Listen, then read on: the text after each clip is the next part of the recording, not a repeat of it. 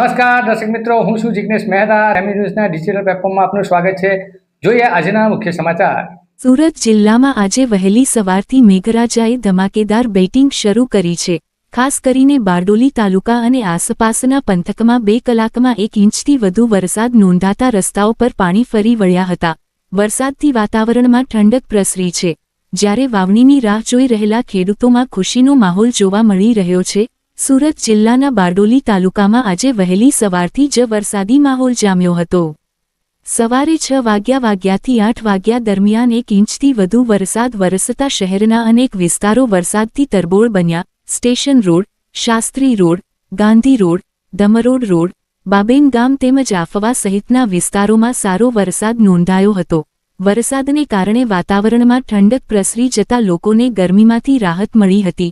બીજી તરફ ખેતી માટે અનુકૂળ વરસાદ પડતા વાવણીની તૈયારી કરી રહેલા ખેડૂતોમાં પણ ખુશીની લાગણી જોવા મળી રહી છે.